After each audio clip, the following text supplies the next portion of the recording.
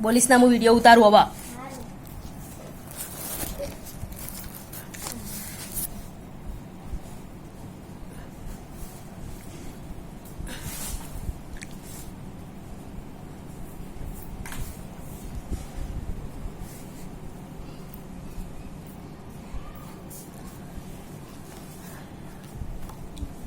CC 305 Mughal યુગ.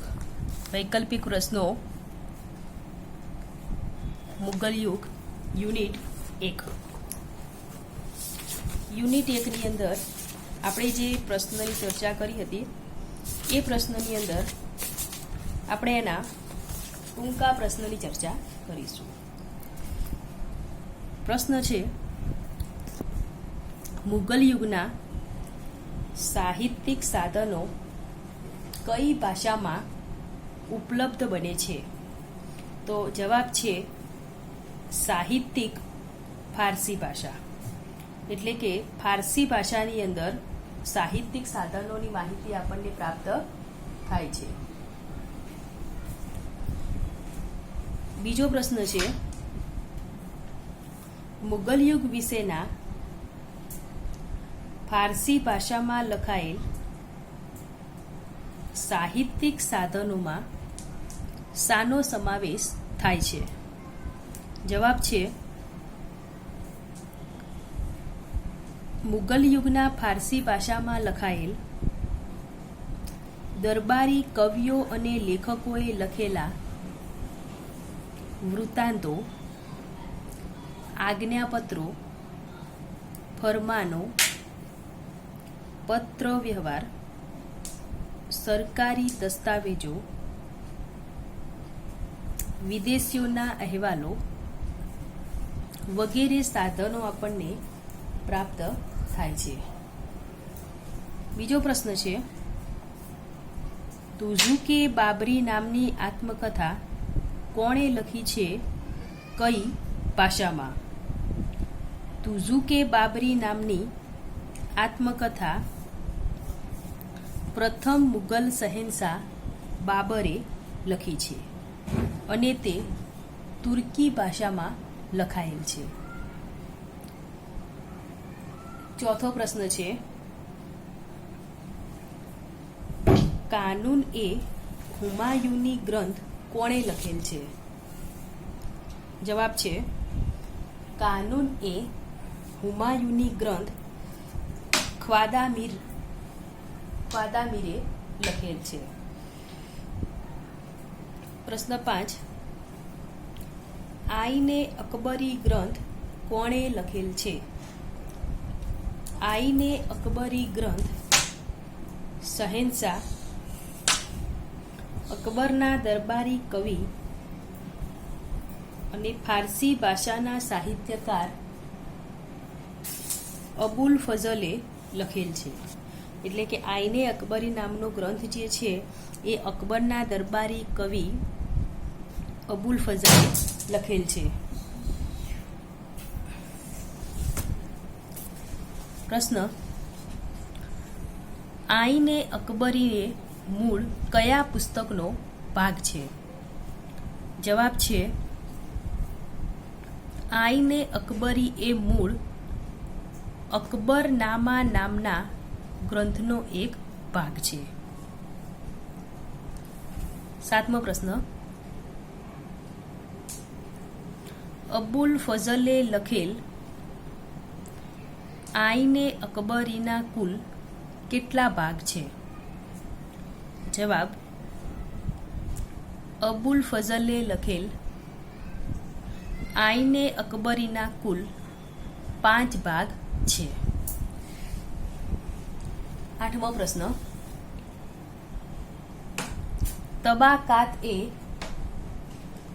અકબરી ગ્રંથના લેખક કોણ છે? તબાકાત એ અકબરી ગ્રંથના લેખક નિઝામુદ્દીન અહેમદ છે અને તેઓ શહેનશાહના લશ્કરી મંત્રી પણ હતા. આગળ પ્રશ્ન છે કે મુગલ યુગ ના જે એ સમય દરમિયાન જે સાહિત્ય રચાયા એમાંથી કયા કયા સાહિત્યોની કોણે રચના કરી છે, તો એ આપણે જોઈશું.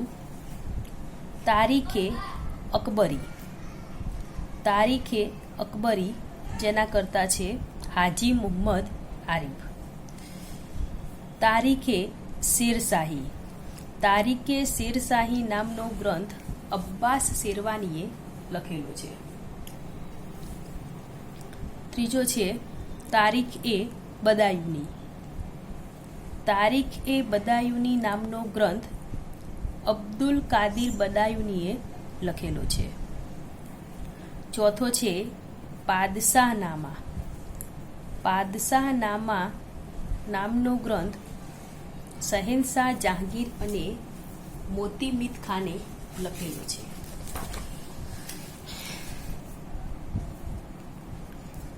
આલમગીરનામા.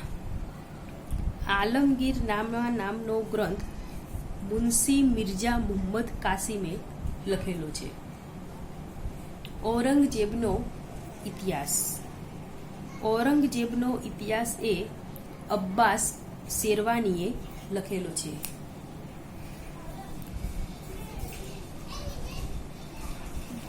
આઠમો છે નુસ્ખાએ દિલખુશા. નુસ્ખાએ દિલખુશા નામનો ગ્રંથ ભીમસિંહ બુરહાનપુરીએ લખેલો છે. નવમો છે ખુલાસત ઉત ત્વારીખ. નવમો નંબર છે ખુલાસત ઉત ત્વારીખ. એ ગ્રંથ ખાફી ખાન હાસિમે લખેલો છે. દસમો છે ફુતુહાતે આલમગીરી. ફુતુહાતે આલમગીરી નામનો ગ્રંથ ઈશ્વરદાસે લખેલો છે.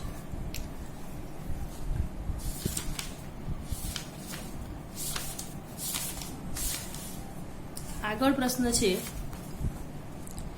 સતલત યુગનો છેલ્લો સુલતાન કોણ હતો? હવે સતલત યુગના છેલ્લા સુલતાન વિશે જોવા જઈએ તો યુનિટ 1ની અંદર જે ક્વેશ્ચન છે એ ક્વેશ્ચનની અંદર મુગલ યુગના સાહિત્યિક સાધનો ને બીજું છે બાબરનું આક્રમણ. તો આપણે મુગલ યુગના સાહિત્યિક સાધનોના ટૂંકા પ્રશ્નોની ચર્ચા કરી. હવે યુનિટ 1માં બીજા પ્રશ્નો છે બાબરના આક્રમણના આપણે ટૂંકા પ્રશ્નો જોઈશું. સતલત યુગ ઈસવીસન 1206 થી 1526. હવે જે સતલત યુગનો સમયગાળો છે, સતલત યુગનો સમયગાળો એ છે 1206 થી 1526 બરાબર 320 વર્ષ.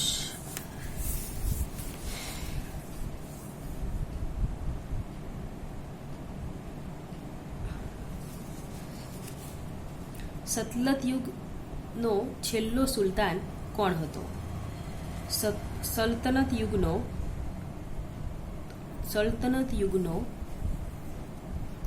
છેલ્લો સુલતાન ઇબ્રાહિમ લોદી એટલે કે લોદી વંશનો રાજા ઇબ્રાહિમ લોદી ઈસવીસન 1517 થી 1526 દરમિયાન હતો. ઇબ્રાહિમ લોદીને કોણે અને ક્યાં હરાવ્યો હતો? ઇબ્રાહિમ લોદીને બાબરે, જે મુગલ વંશનો પહેલો શહેનશાહ હતો, તેણે ઈસવીસન 1526માં પાણીપતના પ્રથમ યુદ્ધમાં હરાવ્યો હતો. ત્રીજો પ્રશ્ન તુઝુક એ બાબરી બાબરનામાના લેખક બાબરના જણાવ્યા મુજબ તેમણે પાણીપતના યુદ્ધમાં વિજય મેળવ્યો ત્યારે હિંદમાં કેટલા રાજ્યો હતા? બાબરના વિજય સમયે એટલે કે 16મી સદીના આરંભે તેણે પોતાની બાબરનામા આત્મકથામાં જણાવ્યા અનુસાર હિંદમાં 5 મુસ્લિમ રાજ્યો અને 2 હિન્દુ રાજાઓ મેવાડ અને વિજયનગર એ 2 શાસન કરતા હતા. આ ઉપરાંત બીજા અસંખ્ય નાના મોટા રાજ્યો પણ હતા. ચોથો ક્વેશ્ચન, મેવાડનો રાજા કોણ હતો? જવાબ છે બાબરના હિંદ પરના આક્રમણ સમયે મેવાડનો બહાદુર, પરાક્રમી અને શક્તિશાળી રાજા રાણા સંગ્રામસિંહ હતા.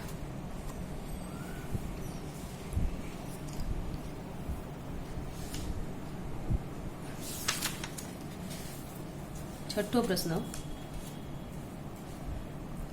બાબરના આક્રમણ સમયે હિંદમાં કઈ યુરોપીય સત્તાનું નાનકડું રાજ્ય સ્થપાયેલું? જવાબ, બાબરના આક્રમણ સમયે હિંદના પોર્ટુગલના પોર્ટુગીઝોનું શાસન નાનકડા રાજ્ય પર સ્થપાયેલું. ઈસવીસન 1498માં પોર્ટુગીઝ ખલાસી વાસ્કો દ ગામા હિંદમાં આવેલો. 1501માં તે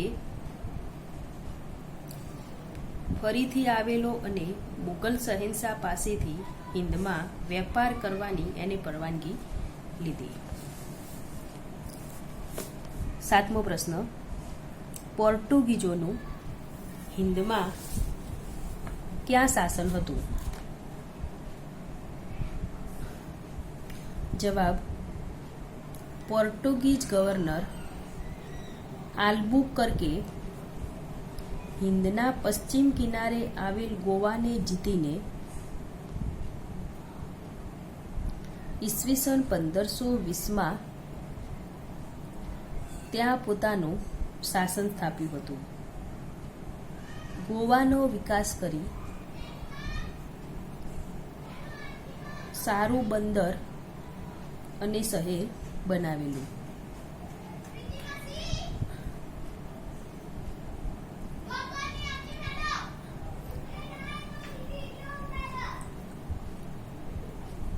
બાબરના હિન્દુસ્તાન પરના આક્રમણ સમયે હિન્દુનો સમાજ કુલ કેટલા વિભાગોમાં વહેંચાયેલો હતો? જવાબ, બાબરના હિંદ પરના આક્રમણ સમયે હિન્દુસ્તાનનો સમાજ હિન્દુઓ અને મુસ્લિમ એમ 2 વિભાગમાં વહેંચાયેલો હતો. 9મો નંબર, મુસ્લિમ શાસકો પર સમકાલીન રાજકીય પરિસ્થિતિમાં કઈ 2 પ્રજાનો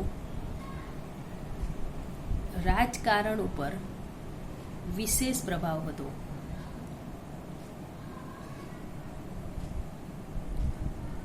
જવાબ, મુસ્લિમ શાસકો પર બાબરના આક્રમણ સમયે તુર્ક અને અફઘાન મુસ્લિમોનું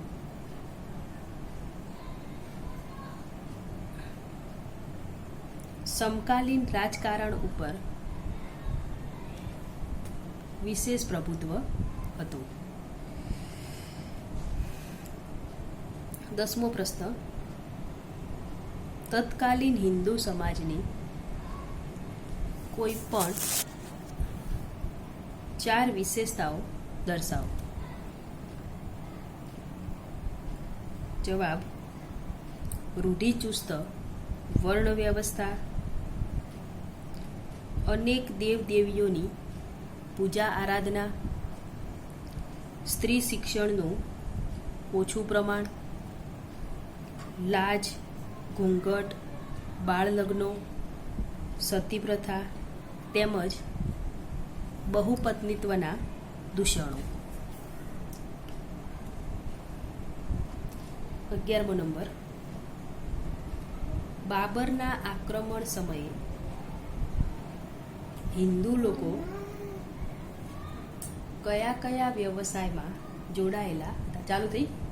ચાલુ થઈ બધા આયા?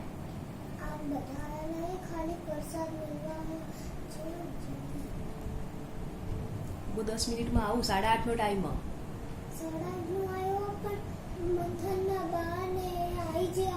આવું જા. બાબરના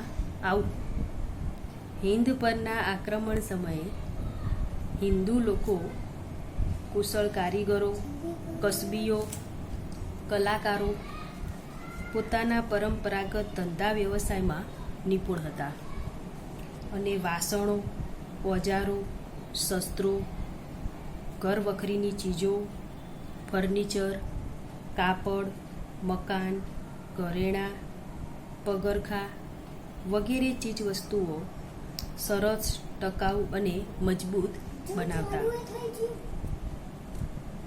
બાબરના આક્રમણ સમયે સમાજના ખોરાકમાં કઈ કઈ વાનગીઓનું પ્રમાણ વધુ હતું? બાબરના આક્રમણ સમયે અનાજ, કઠોળ, દાળો, દૂધની બનાવટો, શાકભાજી વગેરેનો સમાવેશ લોકોના ખોરાકોમાં થતો હતો.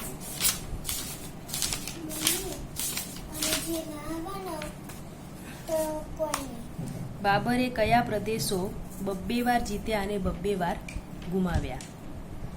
બાબરે ફરગાના અને સમરકંદ આ 2 પ્રદેશો 2 વાર જીત્યા અને 2 વાર ગુમાવ્યા.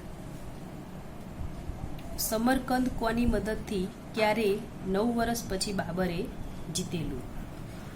ઈસવીસન 1511માં 9 વર્ષ પછી ઈરાનના શહેનશાહની મદદથી સમરકંદ પાછું મેળવ્યું.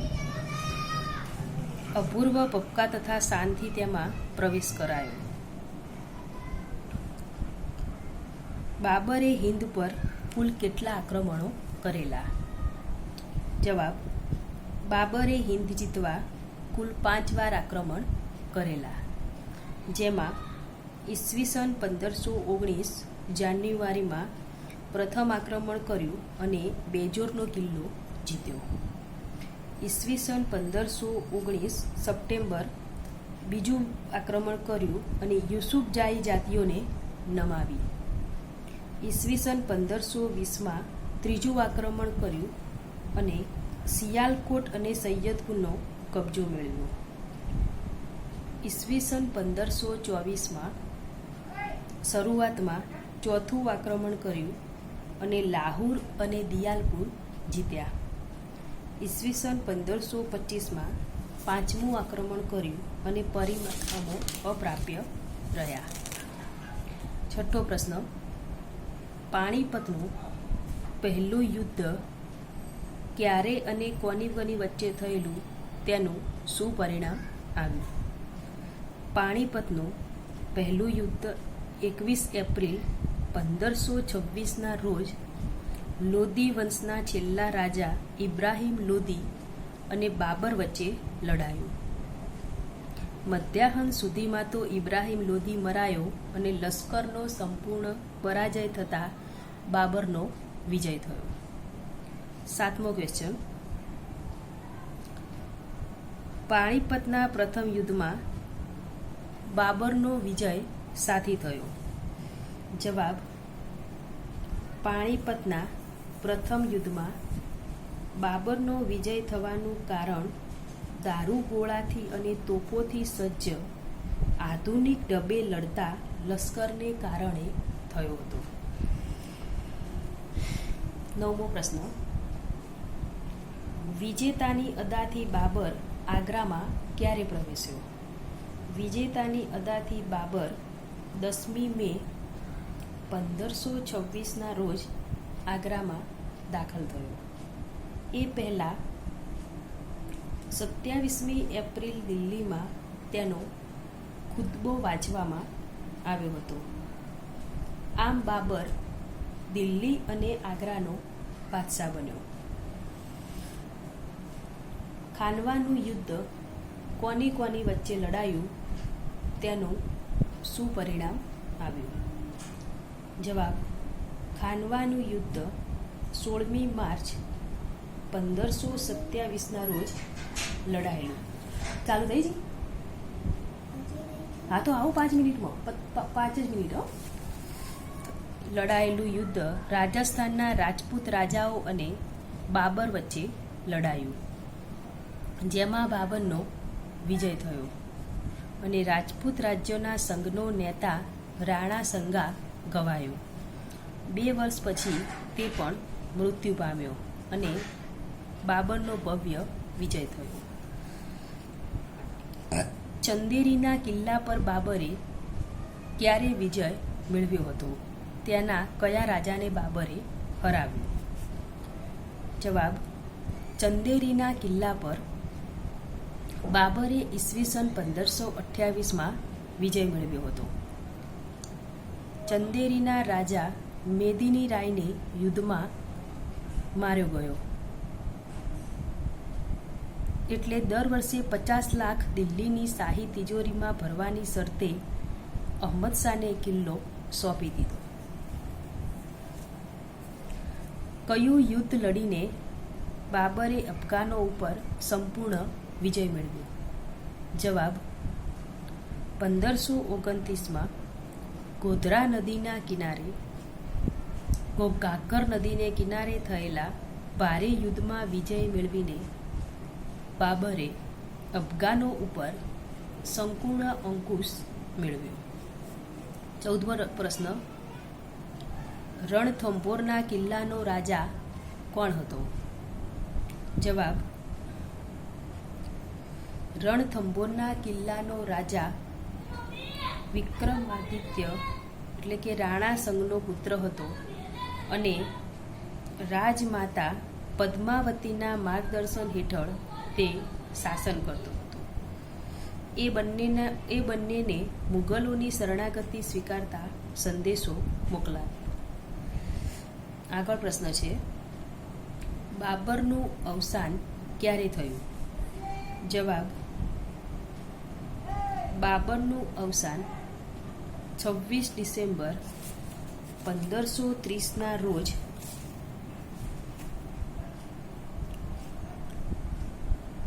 48 વર્ષની ઉંમરે થયેલું અને કાબુલમાં તેણે બનાવેલા તેના પ્રિય બગીચામાં જ તેને દફનાવવામાં આવ્યો.